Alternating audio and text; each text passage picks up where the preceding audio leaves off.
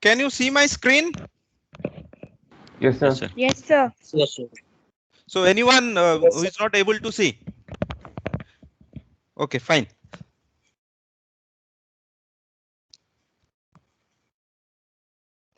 So last class, what we are discussing on the Amdahl's law, and we have find out the equation for the overall speed up that can be achieved by improving a portion of the system, and that is given by this equation. The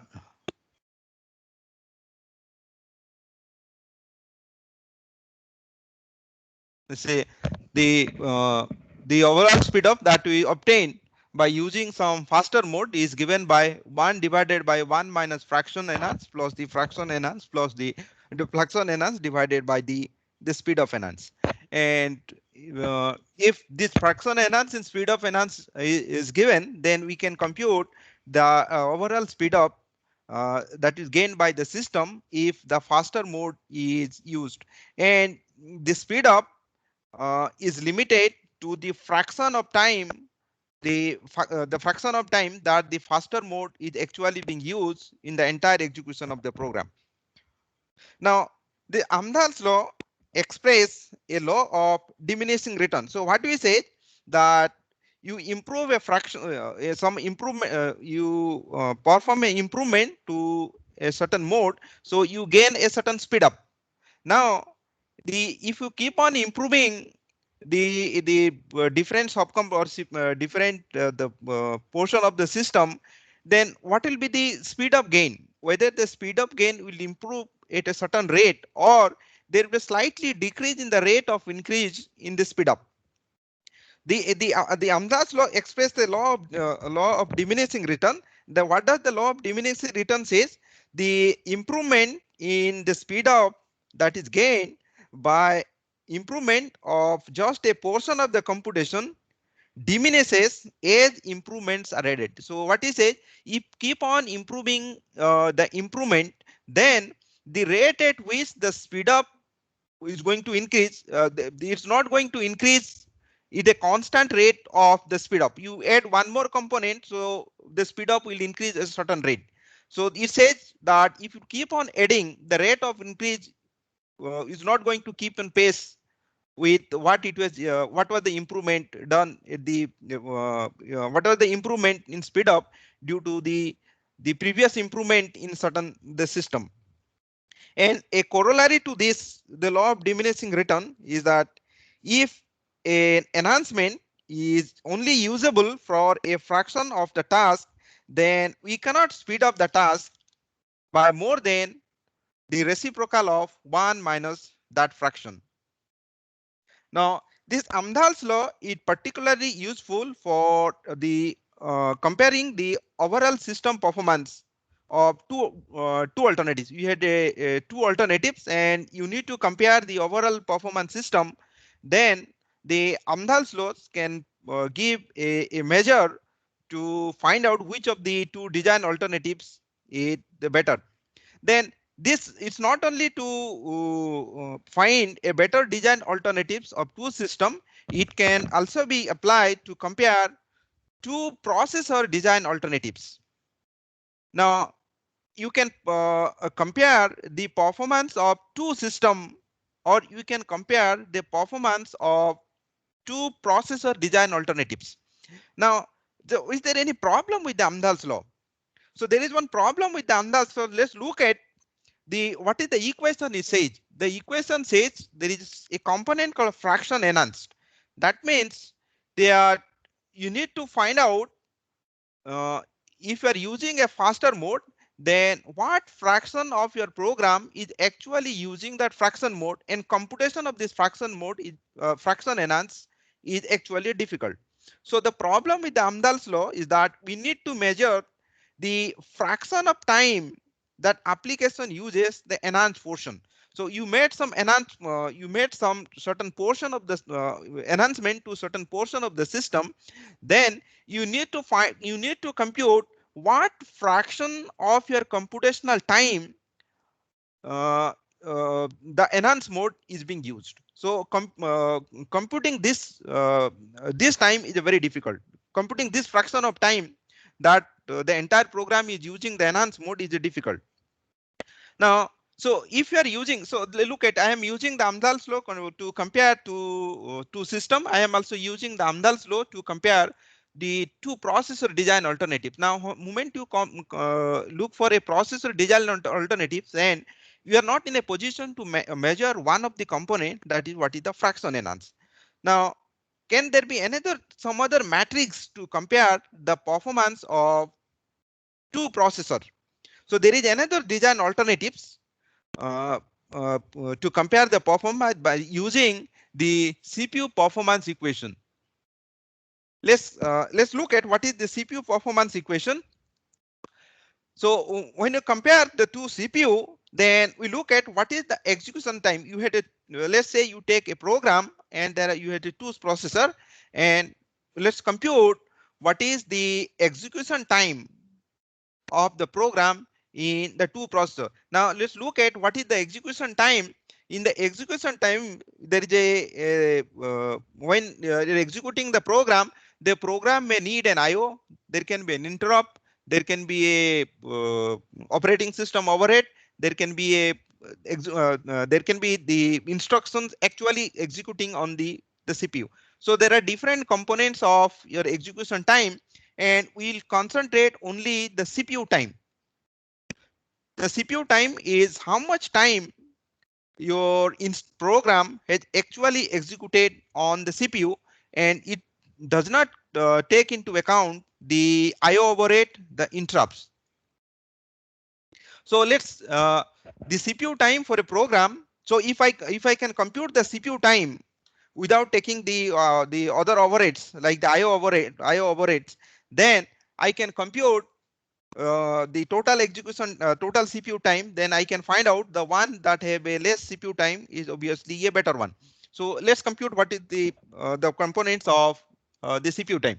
The CPU time for a program can be expressed in the following two ways. The CPU time is the CPU clock cycle program. Let's say that you had a program, then how many CPU clock cycle is used to run the program, or how many do you how to execute a program, how many CPU clock cycle has been spent. Then once you know the clock cycle, then you multiply by the clock cycle time, then you get the CPU time. Now look at, we had a if you look at all every computers, they had a clock which run at a constant rate. So when you are running the clock at a constant rate, then you can know that the clock cycle time is fixed, and you know the number of clock cycle. If you can compute the number of clock cycle, then multiply by the clock cycle time, you get the CPU time. Now the clock cycle time is inversely related to the clock rate. So you can express the CPU time is, you can express the CPU time as the number of clock cycle for the program divided by the clock rate. Now the also all processors run at a fixed clock rate. So now we had the CPU times. Now it can be expressed in terms of a measurable quantity, that number of the clock cycle the program is taking on a specific processor to execute, divided by the clock rate, and every processor run at a very fixed, the clock rate is the constant for most of the processor.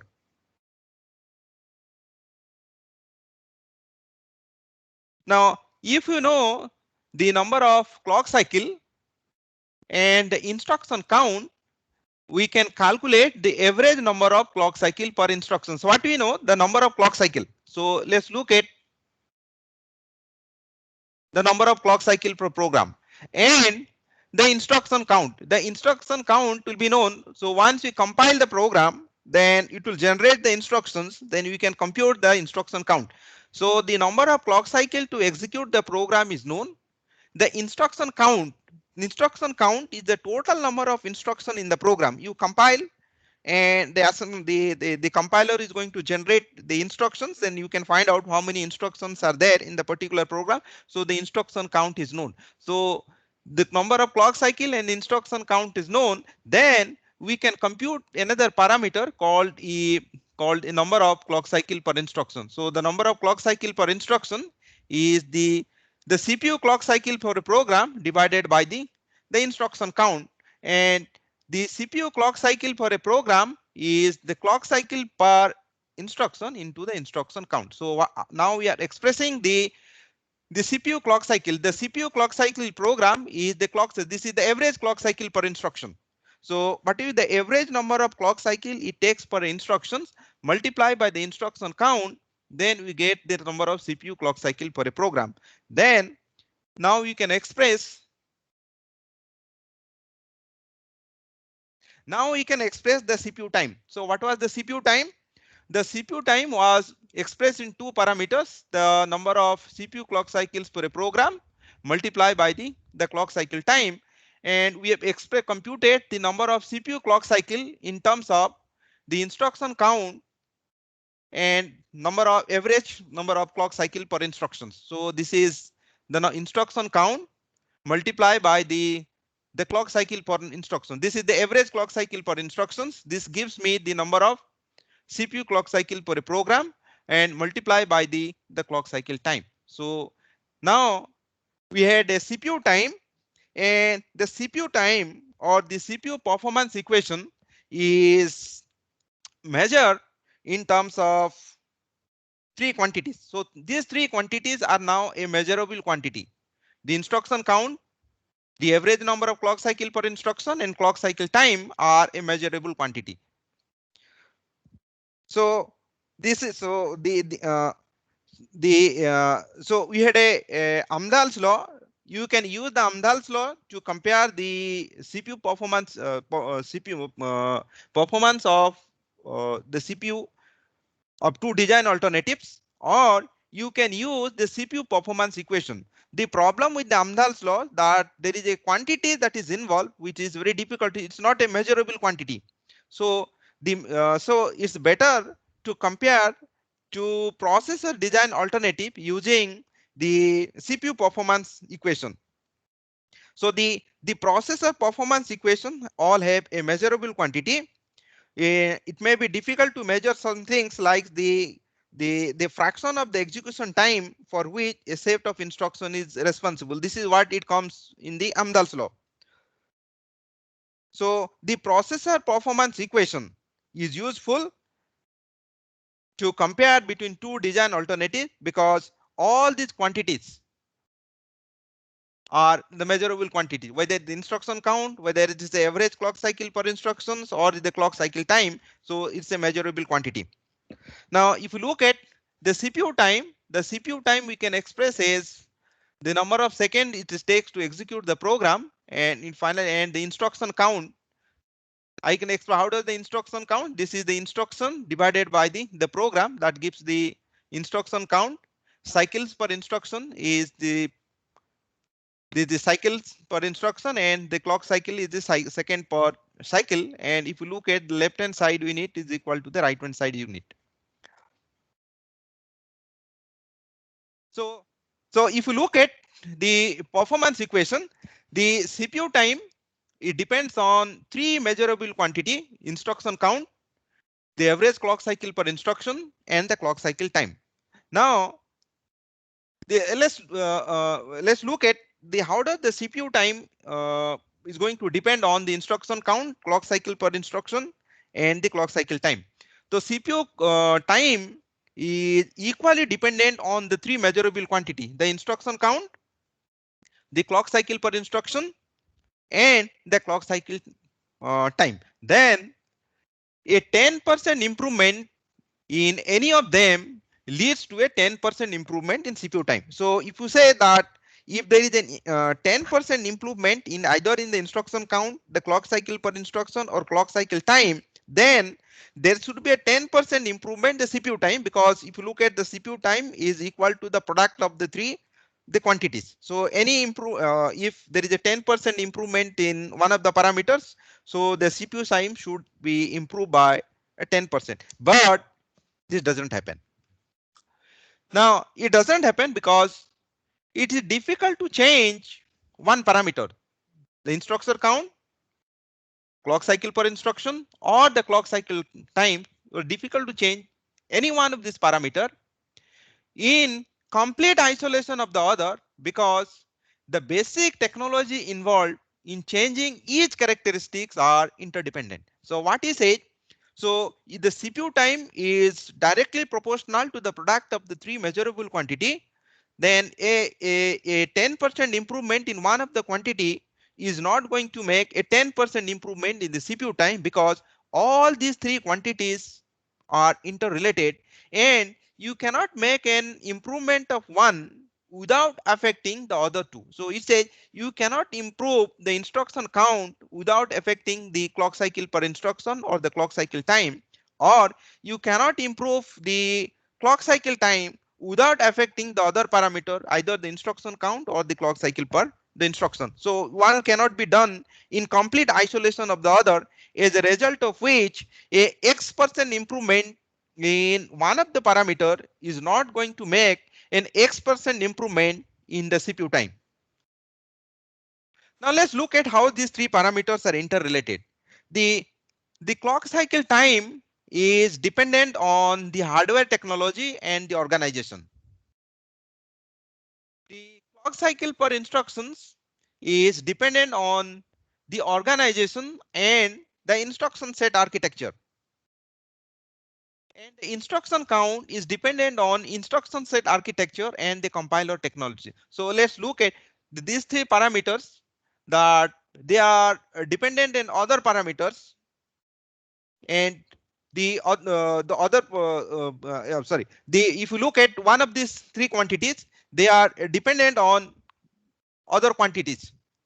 So the clock cycle time is dependent on the organization, and CPI is dependent on the organization. So if you are going to make an improvement in the clock cycle time, so there will be some changes is going in the number of the average number of clock cycle per instruction. So if you are going to make a change improvement in the clock cycle per instructions, so it is going to affect the instruction count. So you cannot change one technology without affecting the other, as a result of which a X% improvement in one of these the parameter is not going to improve the X% improvement in the CPU time. Now let's express the CPU clock cycle. Now this is the CPU clock cycle. I can let's go back slightly. Let's see what was the let's look at CPU clock. What is the CPU clock cycle? The CPU cycle clock cycle per program is equal to the clock cycle per instruction, average clock cycle per instruction into the instruction count. So I can express this the parameter that the CPU clock cycle is this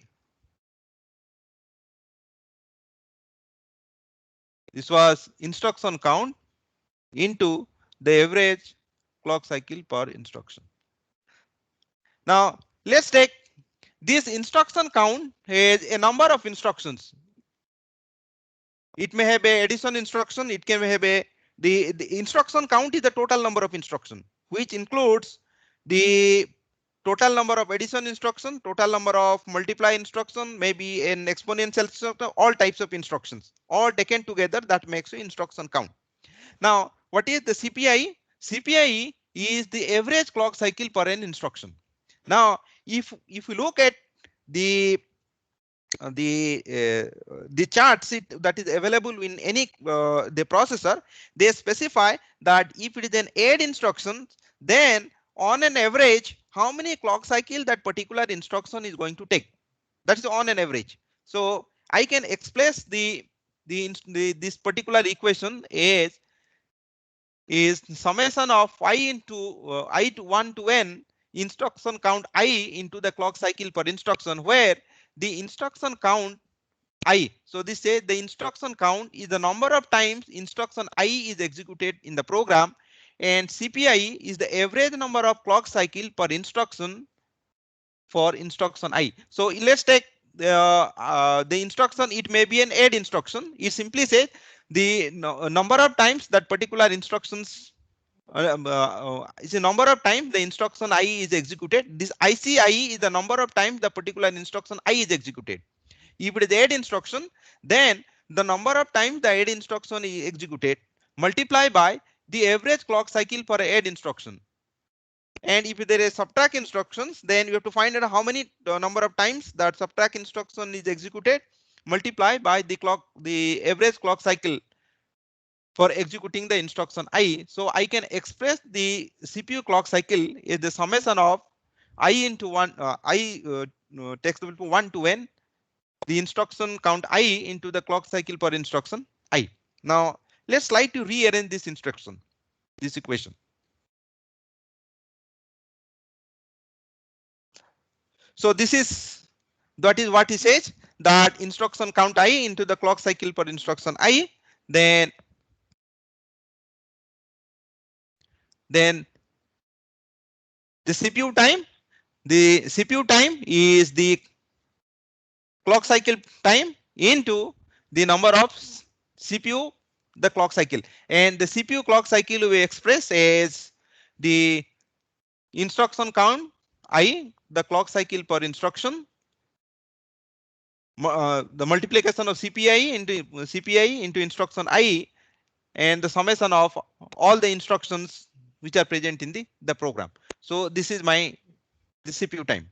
Now the clock cycle per instruction I can find out by what is this one? This one is the total number of clock cycle.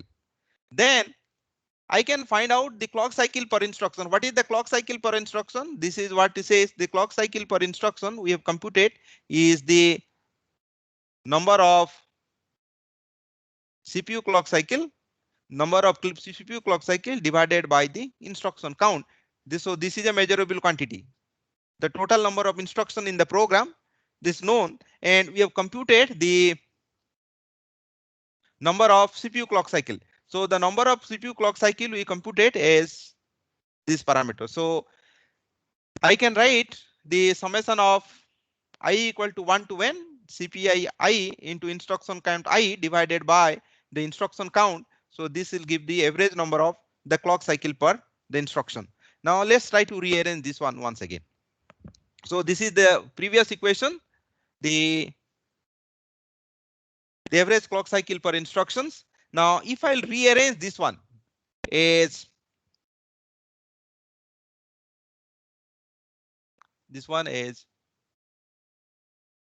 instruction count I divided by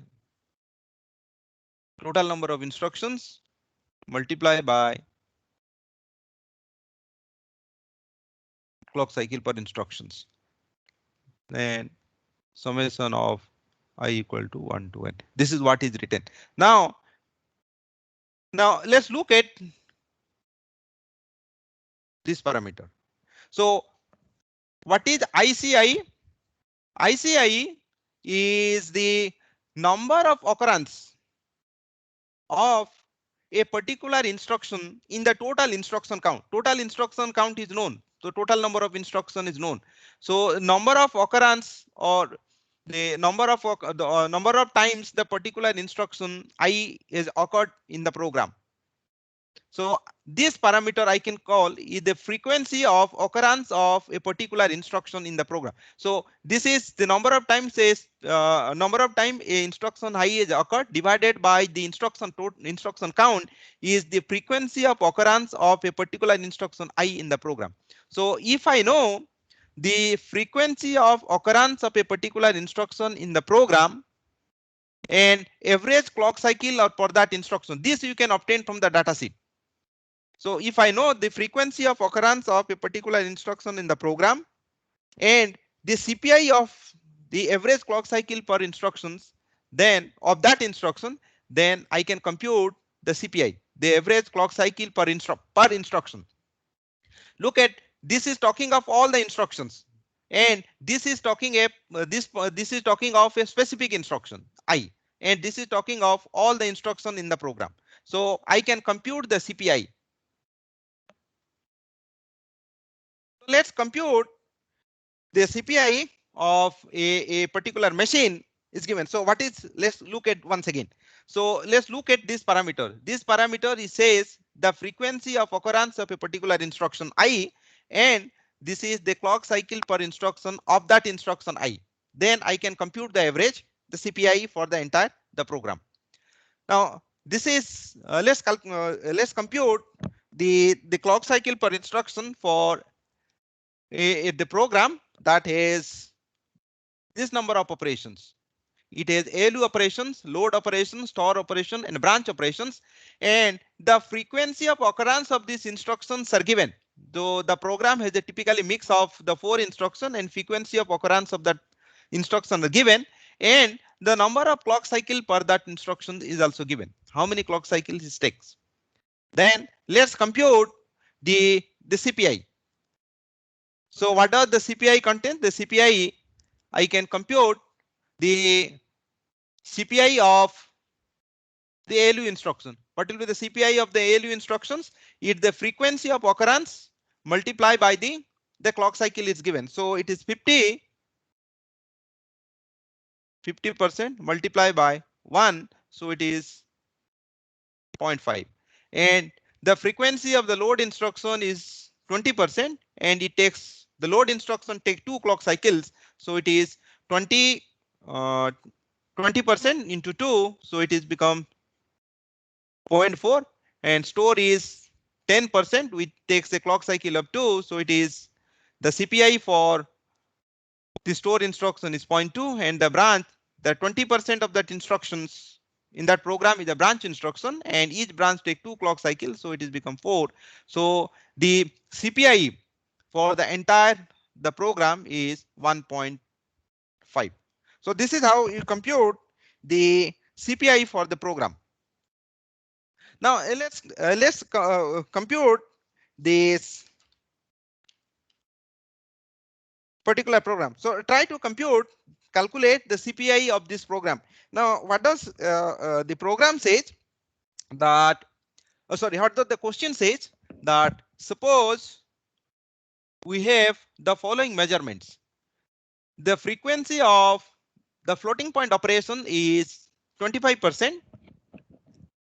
The average CPI of the floating point operation is 4.0%. So the average CPI, the frequency of operation of floating point is known, and the average CPI of floating point operation is known. Now let's look at why the average CPI of floating point. Look at the floating point operation itself as floating point addition. If it is a floating point addition, then it can your data sheet can tell that this processor is going to take some certain number of the clock cycle for a floating point operation. But the floating point addition. But the floating point operation, it can have a addition, subtraction, multiplication, division. There can be many other operations. So it says the average CPI of floating point operation is 4.0. The average CPI of other instruction is 1.33.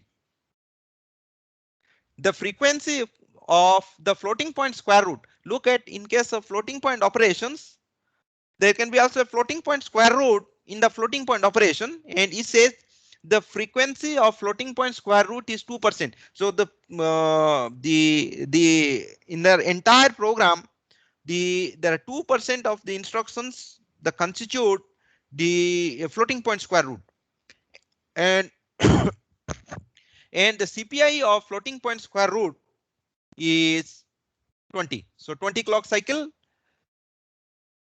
The CPI of a floating point square root is the 20 clock cycle. Then assume that the 2 design alternatives. So now the question is, so these are some statistics are given.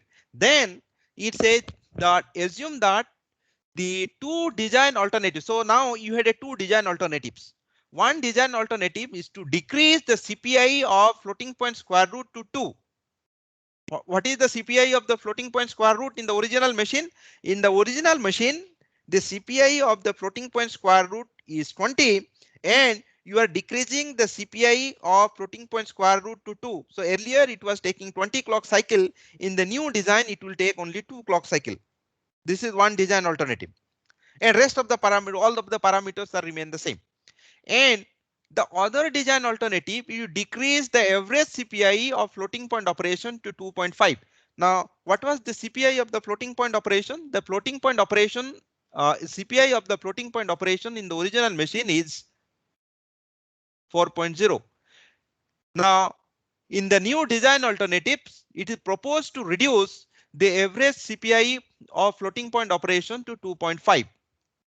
Now, compare these two design alternatives using the processor performance equation. So try to solve this one. So what does the processor performance equation say? The processor performance equation says the instruction count, clock cycle per instructions into the clock cycle time. So let me go back to the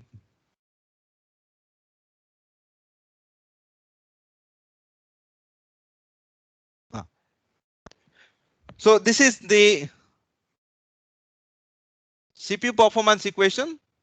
The instruction count, so just write down, it's the instruction count, clock cycle per instructions into the clock cycle time. So you need to compute two design alternatives. Then you need to find out what is the new CPU time. What was the original CPU time and what was the new CPU time for first design and what is the new CPU time for the second design. So let's go back to the original question now.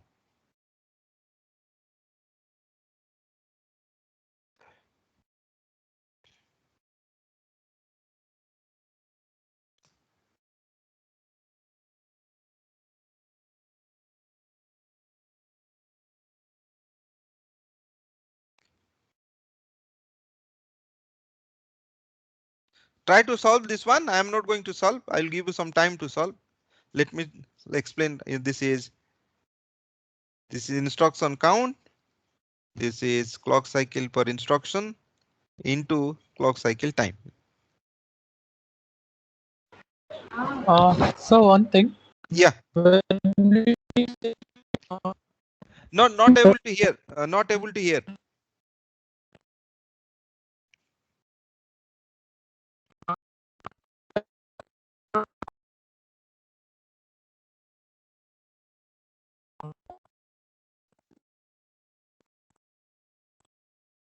Hello.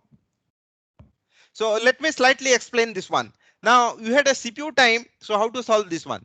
There is a CPU time, and the CPU time now depends on three parameters. There are three. One is the instruction count, the clock cycle per instruction, and the clock cycle time. Now, if you look at of these three parameters, which of the parameter is likely to change?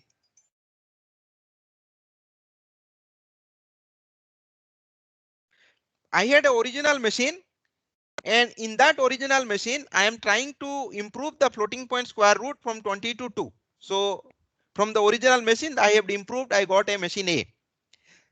This is one design. There is a original machine. In the original machine, I am trying to improve the floating point operation. Earlier, the floating point operations was taking 4 clock cycle. Now it is going to take 2.5 clock cycle in the original. So there is another design alternative. Now, of these three matrices to measure the CPU time, the instruction count, the clock cycle per instruction, and the clock cycle time. So which of the parameter is going to change? Can anyone respond? So CPI is going. CPI. will Yes. change. The only parameter is going to change the CPI. The instruction count is not going to change because the machine is same. The clock cycle time is not going to change because the same is the same machine. So it is only the CPI. So now you need to compute the CPI only.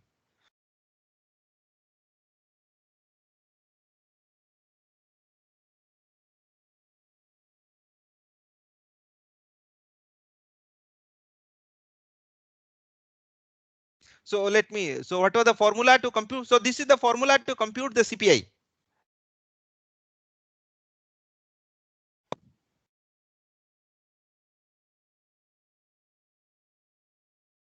So use the second one, the bottom one, because this gives the frequency. So most of the time you will get the frequency only. Sir, CPI 2.0. CPI, what CPI? CPI of what? You had a 3 machine now. There is a original machine, that is the Original, base. sir, original. Original machine is 2.0.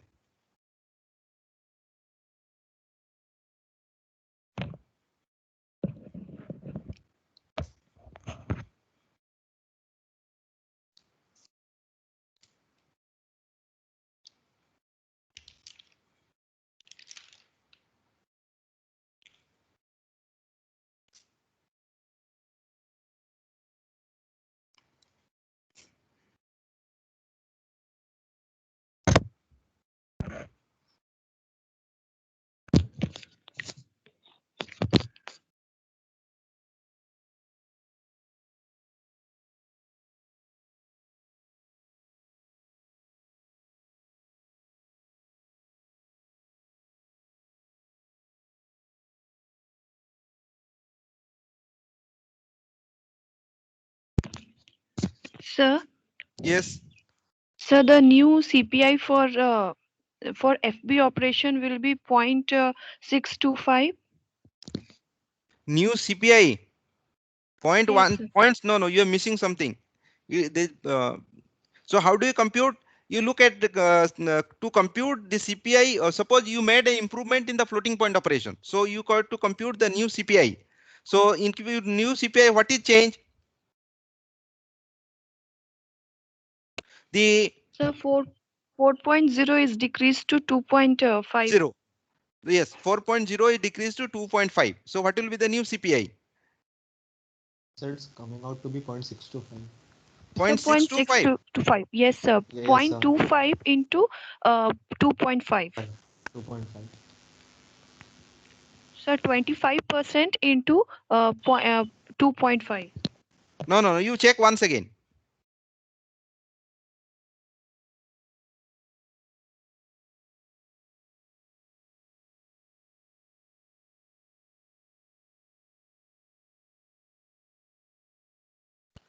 Sir, 2.0225. The original machine is 2.0. Okay. The original CPI is 2.0. Now we have to compute now two more CPI. One with the improvement in the floating point. The other one is the improvement in the floating point square root. So if you Sir, make So one with the one floating point square root 1.625. CPI is 1 minute. 2.3309. No. So who said it's 1.6 to 1.625 is correct? The CPI of new floating point, because you look at the equations are very straightforward. It is 75% into 1.33 plus 25% into 2.5. So earlier it was 75% into 1.33 plus 25% into 4. The 25% has now become 25 into 4, now become 25 into 2.5. So it is 1.625. So CPI of new floating point.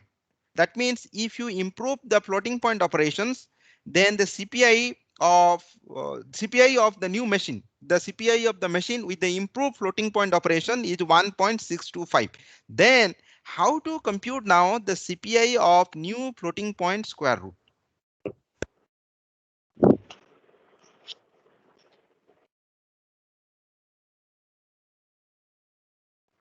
Sir, new floating point square root is it 2.3309? No. Sir, 1.6425. Yes, it will be 1.64.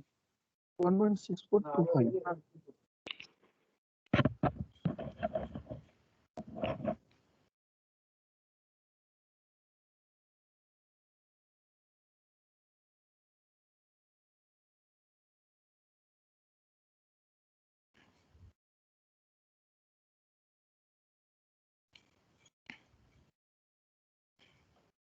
Now let me explain. Let me explain this particular computing the CPI of new floating point square root. So what we have here now, let's look at in the entire program. So what we have computed, we have computed the CPI of the original.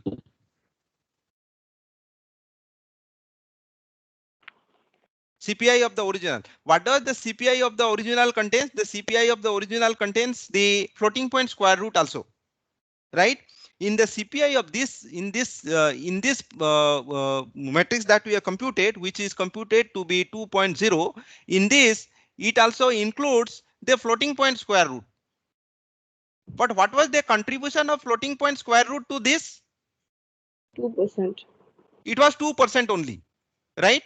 His contribution was only this contribution was 2%, and this floating point square root was taking 20 clock cycle.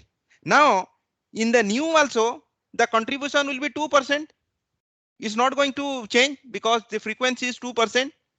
But what is the change? The change in the CPI of floating point square root, which was 20, then it becomes 2. So how to compute the CPI CPI with new floating point square root? So CPI with new floating point square root, I know the original one. Let's say CPI, let me write O is the original, minus the CPI of the floating. Now that means when what has happened? The floating point square root, it was taking clock cycle 20 clock cycle. It has been, now it will take 2 clock cycle. So the number of the clock cycle has been reduced. So number of clock cycle reduced. That means we need to subtract that number of clock cycle from the original one. So if I'll subtract from the original time, then I will get the new clock CPI. So this is CPI this minus 2%. This is the contribution into the 20, which was original, minus 2. So how much actually is reduced? It has reduced 20 clock cycle from 20 to 2. The 18 number of clock cycle has been reduced. So if we can subtract that percentage of the reduction from the original one, then I can get the CPI of new floating point square root. So the new floating point square root, it comes out to be 1.64. I'm taking 2 digits, 1.64, and for the floating point it is 1.625. So if you look at 1.64 and 1.625, so 625 has a marginally better than the floating point square root. So if we are making an improvement of the floating point operations, the floating point of the entire floating point operations, then the performance is marginally improved. So what is then what will be the speed of gain by improving the floating point? How much speed up you are going to gain by improving the floating point operation? 1.23. Yes, it is 1.23, because if you compute the floating point, the speed up is the CPU in the original divided by CPU with time with the new floating point. Look at, we are looking at the floating point only. We are not looking at, I'm computing the speed up due to improvement in the floating point operation. So there can be a speed up due to improvement in the floating point square root, but I am not looking at the floating point square root. I am looking at the floating point operation, because the floating point operation has a marginally less CPI than that of the floating point square root. So it will take a less number of CPU time, because rest of the two parameters are same, so CPU time will be less. So if you look at the CPU time of the original, so the instruction count into the clock cycle into the CPI of the original divided by instruction count in the clock cycle in the CPI of the new floating point. So instruction count in both the case and the clock cycle remain the same, so it cancels out, and the CPI of the original was 2.0 divided by CPI of the new floating point operation is 1.625, so it gives out to 1.23.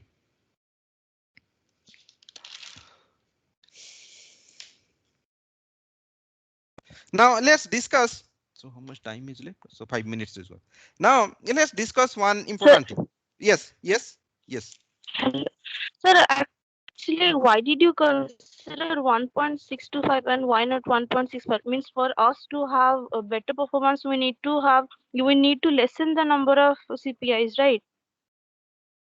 Lessen the number of CPIs. CPI, right, Means, right. sir, then, sir, in means normal FP operation, we are getting 1.64, and in means the square root when we are considering, we are getting 1.625. Then why did we consider means 1.625 is greater than 1.65? Then why didn't we consider 1.64 and consider the 1.625? Okay, okay. So, what is CPI? CPI is the average number of clock cycle per instruction. If a instruction takes a less number of clock cycle, then its performance is better because the rest of the parameters for us is remaining the same.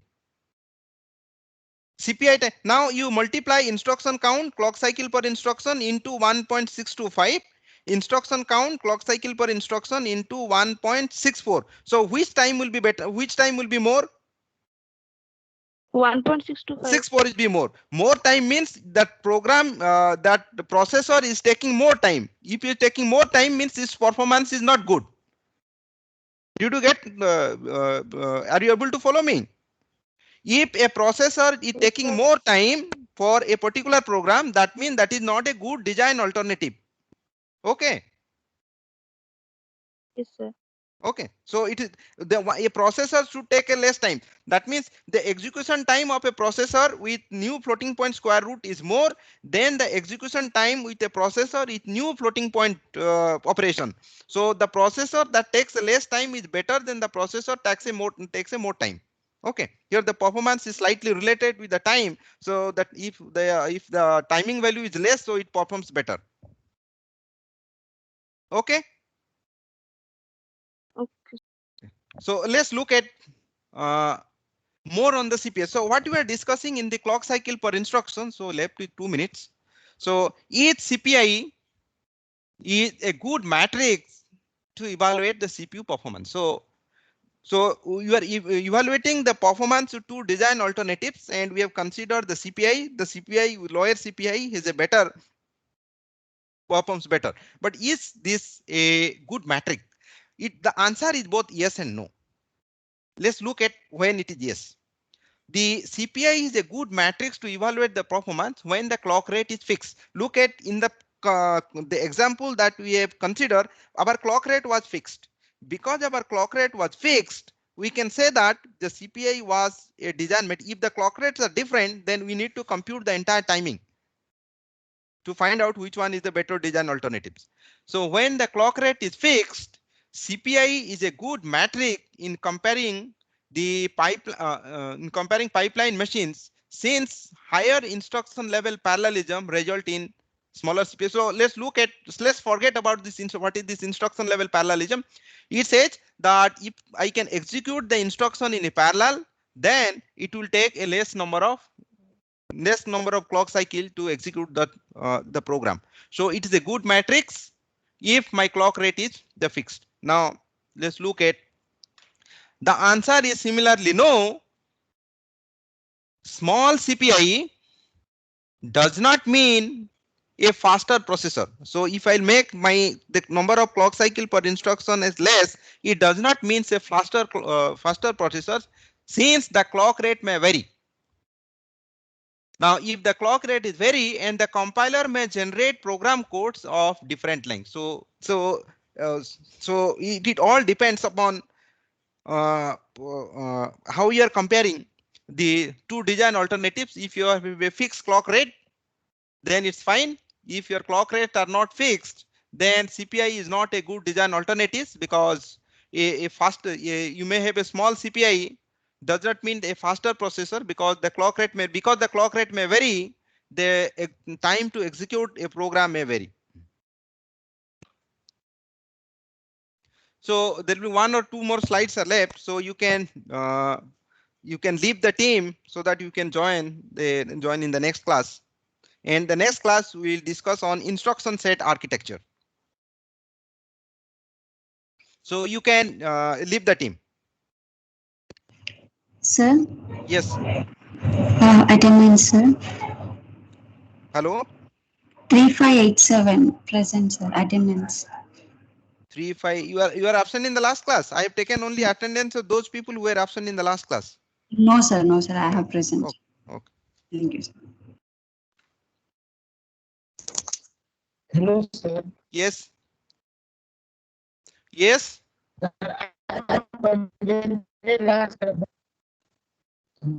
Monday 2260. 2. What is your roll? 26. 2260. 2260. Yeah, you are present in this class. That your attendance I have already taken. Last class, sir. Huh? Last class. You are present in the last class. Okay. Yes, sir. Okay. Okay.